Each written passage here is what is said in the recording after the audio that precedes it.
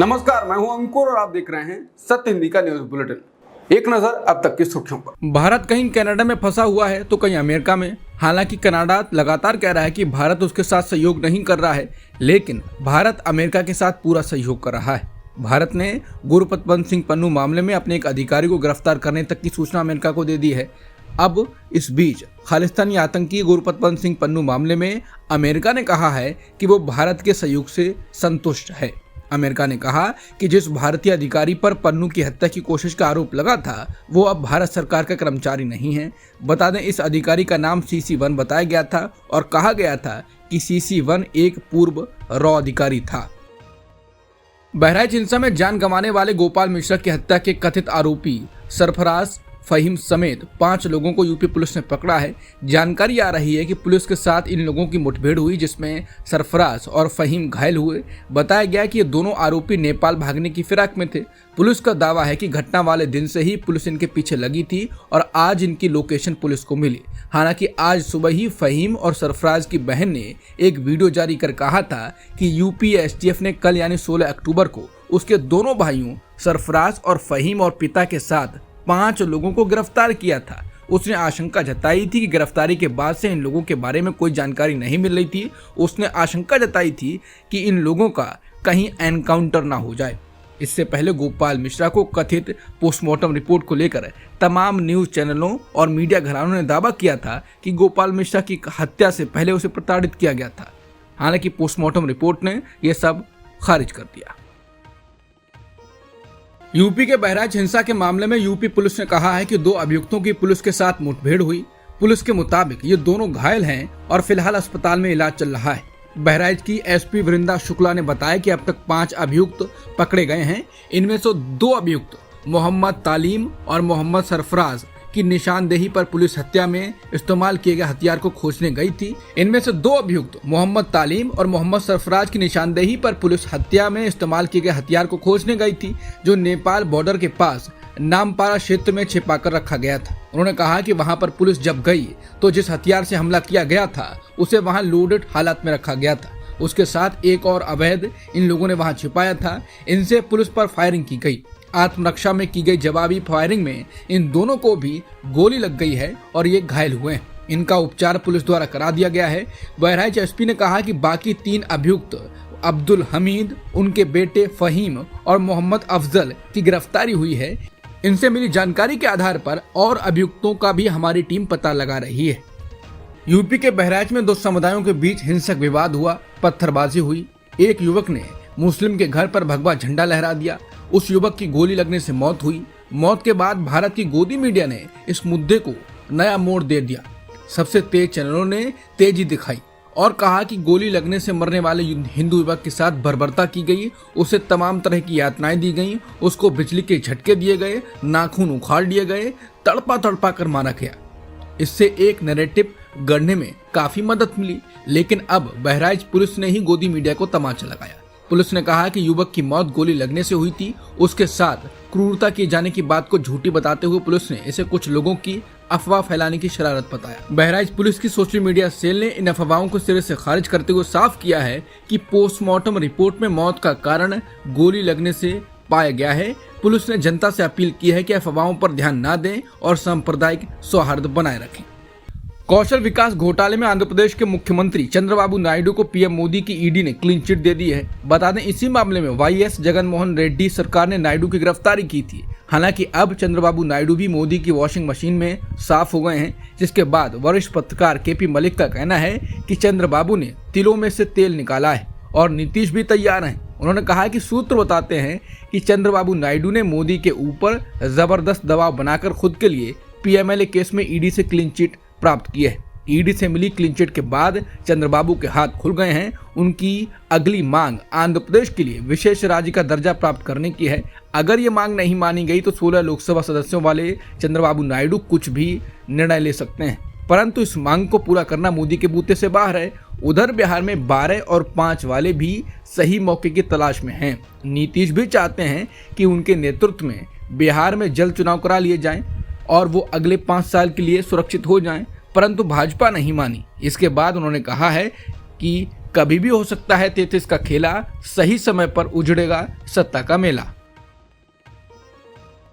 हरियाणा चुनाव में धांधली को लेकर लगातार आरोप लगते रहे हैं। कांग्रेस से लेकर बाकी लोग भी आरोप लगाते रहे हैं और तथ्यों के साथ आने की बात भी करते हैं। अब वरिष्ठ पत्रकार प्रेम कुमार ने कहा है कि बैलेट पेपर कांग्रेस 74 सीटों पर आगे थी, जिसे मुख्य चुनाव आयुक्त ने इलेक्ट्रॉनिक मीडिया का नॉनसेंस करार दिया।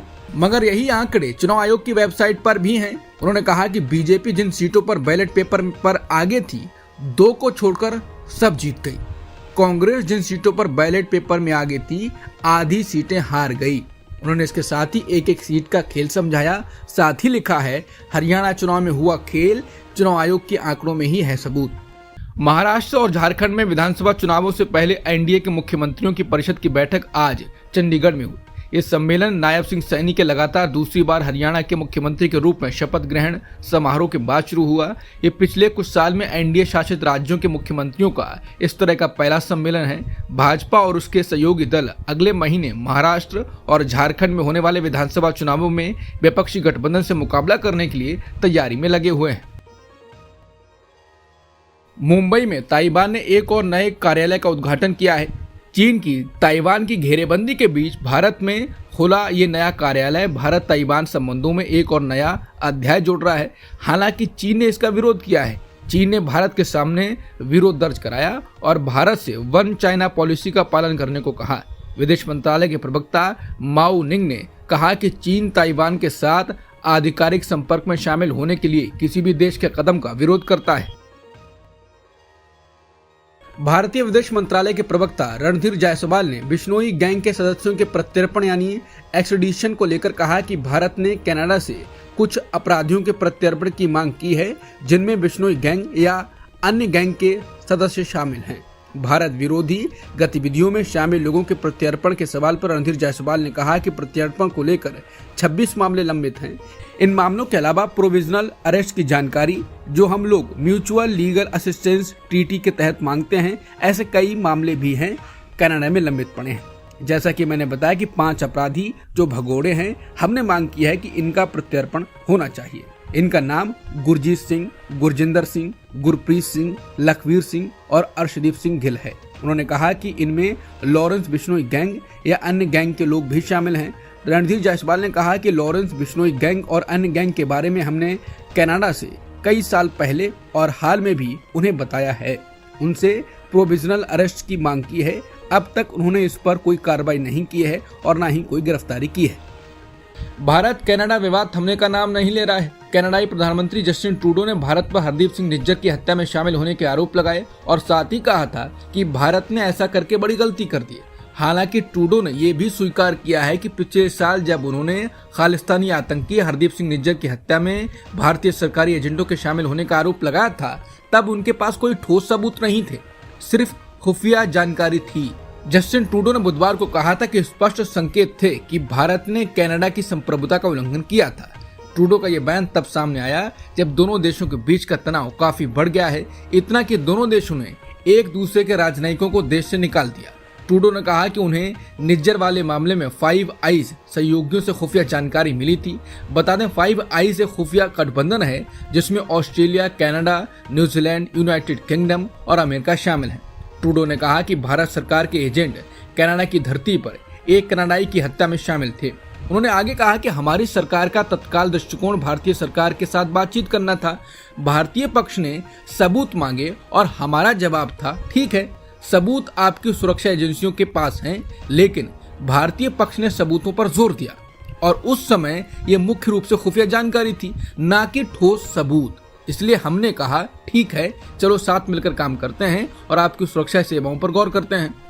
कनाडा के प्रधानमंत्री जस्टिन ट्रूडो की कनाडा जांच आयोग के सामने गवाही देने के बाद भारत के विदेश मंत्रालय ने देर रात एक बयान में अपने रुख की पुष्टि की। विदेश मंत्रालय ने गुरुवार को कहा कि उसने जो सुना है वो नई दिल्ली के लगातार रुख की पुष्टि करता है, जो हम लगातार कहते आ रहे हैं। कनाडा ने भारत और भारतीय राजनयिकों के खिलाफ लगाए गए गंभीर आरोपों के समर्थन में हमें कोई सबूत नहीं दिया। विदेश मंत्रालय के प्रवक्ता रणधीर जायसवाल ने कहा कि इस अभद्र व्यवहार से भारत कनाडा संबंधों को जो नुकसान हुआ है, उसकी जिम्मेदारी अकेले प्रधानमंत्री ट्रूडो की है। कनाडा में भारतीय मूल के सांसद चंद्रा आर्या ने कहा कि एक हिंदू सांसद के तौर पर वो भी कनाडा में रह रहे हिंदुओं की चिंताओं को महसूस कर पा रहे हैं। उन्होंने कहा कि खालिस्तानी प्रदर्शनकारियों के एक समूह ने मेरे खिलाफ भी प्रदर्शन किया था।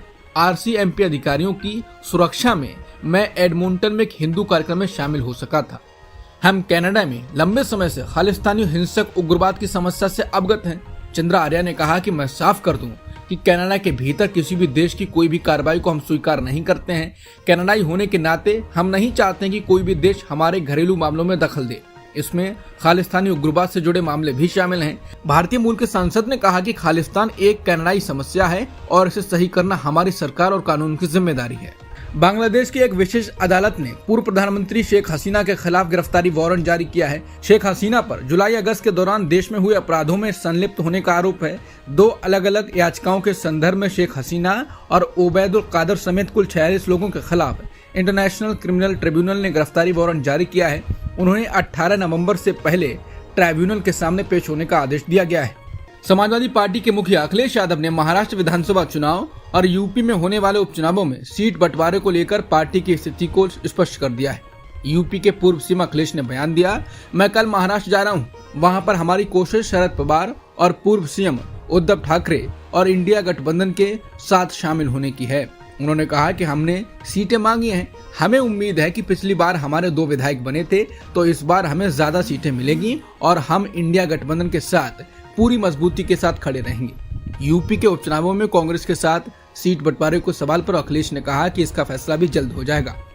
नायब सिंह सैनी ने हरियाणा के मुख्यमंत्री पद की शपथ ले ली है। इस शपथ ग्रहण समारोह के दौरान प्रधानमंत्री मोदी, गृह मंत्री अमित शाह और यूपी के सीएम योगी आदित्यनाथ भी मौजूद रहे। साथ ही महाराष्ट्र, गुजरात, छत्तीसगढ़, आंध्र प्रदेश और मध्य प्रदेश के मुख्यमंत्रियों ने भी शपथ ग्रहण समारोह में शिरकत की। बीजेपी अध्यक्ष JP नड्डा, रक्षा मंत्री राजनाथ सिंह और रोड और ट्रांसपोर्ट मंत्री नितिन गडकरी भी नायब सिंह सैनी के शपथ ग्रहण समारोह में मौजूद रहे। कर्नाटक हाई कोर्ट ने एक धार्मिक मामले में 2 लोगों के खिलाफ आपराधिक कार्रवाई को रद्द कर दिया। दोनों ने एक मस्जिद में घुसकर जय श्री राम के नारे लगाए थे। कोर्ट ने कहा कि उनके ऐसा करने से किसी भी वर्ग की धार्मिक भावनाओं को ठेस नहीं पहुंची। कोर्ट का यह आदेश पिछले महीने का है, लेकिन अदालत की वेबसाइट पर इसे 15 अक्टूबर की रात को अपलोड किया गया। कर्नाटक हाई कोर्ट ने अपने एक फैसले में कहा कि मस्जिद में भगवान राम की प्रशंसा में नारे लगाने में कुछ गलत नहीं है। कुछ बड़े वकीलों ने अदालत के इस फैसले की आलोचना की है। मध्य प्रदेश हाई कोर्ट ने पाकिस्तान के समर्थन में नारे लगाने के मामले में एक अभियुक्त को बेल देने के लिए उसे राष्ट्रीय ध्वज को 21 बार सलामी देने और महीने में 2 बार भारत माता की जय के नारे लगाने को कहा। कोर्ट ने अभियुक्त से कहा कि वो मामले की सुनवाई खत्म होने तक भोपाल पुलिस थाने में तिरंगे को सलामी देने और महीने में 2 बार भारत माता की जय नारा लगाए। अभियुक्त फैसल उर्फ फैजान को मई में गिरफ्तार किया गया था। नागरिकता अधिनियम पर सुप्रीम कोर्ट का बड़ा फैसला आया है। कोर्ट ने एक्ट की धारा 6A की वैधता को बरकरार रखा। ये धारा असम में प्रवासियों को नागरिकता प्रदान करती है। 17 अक्टूबर को CJI चंद्रचूड़ ने फैसले में कहा कि ये धारा उन लोगों को नागरिकता देती है जो संवैधानिक और ठोस प्रावधानों के अंदर नहीं आते। 6A विधायी समाधान है। बता दें, असम अकॉर्ड के तहत ही नागरिकता अधिनियम में ये सेक्शन जोड़ा गया था। इसके तहत ये प्रावधान है कि 25 मार्च 1971 से पहले असम की सीमा में प्रवेश करने वाले भारतीय मूल के किसी भी व्यक्ति को भारतीय नागरिक ही माना जाएगा। CJI चंद्रचूड़ ने औपचारिक रूप से जस्टिस संजीव खन्ना को भारत के अगले मुख्य न्यायाधीश के रूप में उनकी जगह लेने की सिफारिश की। CJI कार्यालय के सूत्रों के अनुसार केंद्र सरकार को लिखे गए एक पत्र में CJI चंद्रचूड़ ने कहा कि जस्टिस खन्ना को सुप्रीम कोर्ट के शीर्ष पद की जिम्मेदारी संभालनी चाहिए। बता दें, CJI चंद्रचूड़ 11 नवंबर 2024 को रिटायर होने वाले हैं। बिहार के सिवान और सारण जिले में जहरीली शराब की वजह से 24 लोगों की मौत हो गई है। मुख्यमंत्री नीतीश कुमार ने इस मामले में चल रही उच्च स्तरीय जांच की समीक्षा की है। मौतों के बारे में जानकारी देते हुए बिहार के DGP आलोक राज ने बताया, जहरीली शराब पीने के कारण अब तक 24 मौतों की पुष्टि हुई है। सिवान जिले में 20 लोगों की मौत हुई है, जबकि सारण जिले में 4 लोगों की मौत हुई है। क्या रूस इजराइल के खिलाफ युद्ध में उतर गया है? क्या वो हिजबुल्लाह को हथियार दे रहा है? ये सवाल इसलिए उठ रहे हैं क्योंकि इजराइल के प्रधानमंत्री बेन्यामिन नेतन्याहू ने एक फ्रांसीसी अखबार को बताया है कि इजरायली सेना को दक्षिण लेबनान में हिजबुल्लाह के ठिकानों की तलाशी में बड़ी संख्या में अत्याधुनिक रूसी हथियार मिले हैं। हालांकि इजरायली सेना ने प्रधानमंत्री की टिप्पणियों के बारे में अभी तक कुछ जवाब नहीं दिया है। वहीं वॉशिंगटन पोस्ट ने इजरायली अधिकारियों के हवाले से खबर दी है कि पिछले महीने ईरान समर्थित हिजबुल्लाह के साथ संघर्ष बढ़ने के बाद से लेबनान के अंदर इजराइल के छापे में रूसी और चीनी एंटी टैंक हथियार पाए गए थे। इजराइल कई मोर्चों पर लड़ाई लड़ रहा है। इस बीच हिजबुल्लाह से भी युद्ध चल रहा है। लेबनान में इजराइल जमीन पर हमले भी कर रहा है, लेकिन हिजबुल्लाह जमीनी हमलों में इजराइल से पीछे नहीं हट रहा है। इस बीच अब इजरायली नौसेना के अधिकारियों ने जो सूचना दी है उससे इजराइल के होश उड़ गए हैं। इजरायली नौसेना के अधिकारियों ने कहा है कि वो हिजबुल्लाह के पास अभी भी एक सक्रिय नौसेना शाखा है, जिसके पास जहाज रोधी मिसाइलें और नौसैनिक बैलिस्टिक मिसाइलें भी हैं। आईडीएफ ने पिछले दशक में हिजबुल्लाह की नौसैनिक क्षमताओं पर बारीकी से नजर रखी हुई है। आईडीएफ की रिपोर्ट में कहा गया है कि हिजबुल्लाह के पास रूस की बनाई हुई सुपरसोनिक या खोट मिसाइल हैं। आकलन के मुताबिक मिसाइल रूस से सीरिया को बेची गई थी और फिर हिजबुल्लाह को ट्रांसफर की गई। आईडीएफ की रिपोर्ट के अनुसार हिजबुल्लाह ने ईरान की मदद से एक गुप्त नौसैनिक इकाई भी तैयार कर रखी है। नौसेना अधिकारियों का मानना है कि इस बात की संभावना कम है कि हिजबुल्लाह अचानक नौसैनिक हमले की कोशिश करेगा। इजरायली सेना का कहना है कि वो गजा में एक हमले में हमास के नेता याह्या सिनवार भी मारे गए हैं या नहीं, इसकी जांच की जा रही है। एक बयान में इजरायली डिफेंस फोर्सेस यानी आईडीएफ ने कहा कि हमले में मारे गए 3 आतंकवादियों की पहचान करना अभी भी बाकी है। आईडीएफ ने कहा कि जिस इमारत में हमने आतंकवादियों को मारा है वहां बंदूकों के होने की कोई जानकारी नहीं मिली। इजरायली सेना आईडीएफ का कहना है कि उन्होंने दक्षिणी लेबनान में हिजबुल्लाह बटालियन कमांडर को मार डाला। एक ऑपरेशन अपडेट में आईडीएफ का कहना है कि हुसैन मोहम्मद औदा कई शहरों से इजराइल पर रॉकेट हमले के लिए जिम्मेदार था। इजराइल के कान न्यूज आउटलेट के अनुसार लेबनान से उत्तरी इजराइल के ऊपर गलील क्षेत्र में लगभग 30 रॉकेट दागे गए हैं। रिपोर्ट के अनुसार कुछ रॉकेटों को रोक दिया गया है, जबकि बाकी खुले इलाके में गिरे हैं। वहीं हिजबुल्लाह ने यह घोषणा की है कि उसने जहां पर इजरायली सैनिक इकट्ठे थे उस सभा को निशाना बनाया है। हालांकि अब ये जानकारी नहीं आ रही है कि दोनों घटनाएं संबंधित हैं या नहीं। गजा में हमास द्वारा संचालित सिविल डिफेंस एजेंसी के मुताबिक उत्तरी गजा में एक स्कूल की इमारत पर हुए इजरायली हवाई हमलों से 22 लोगों की मौत हो गई है और दर्जनों घायल हुए हैं। इजरायली सेना का कहना है कि जबालिया की इस जगह का हमास और अन्य इस्लामी जिहाद ऑपरेटिव अपने मीटिंग पॉइंट के तौर पर इस्तेमाल कर रहे थे। न्यूजीलैंड के खिलाफ पहले टेस्ट मैच में भारतीय टीम महज 46 रनों पर सिमट गई। बारिश से प्रभावित पहले टेस्ट मैच के पहले दिन ही भारतीय टीम का प्रदर्शन खराब रहा। भारतीय कप्तान रोहित शर्मा ने टॉस जीतकर पहले बैटिंग का फैसला किया। भारत का सबसे पहला विकेट कुल 9 रन पर रोहित शर्मा के रूप में ही गिरा। अब तक की सुर्खियों में इतना ही। बाकी खबरों के लिए बने रहिए सत्यहिंदी.com के साथ।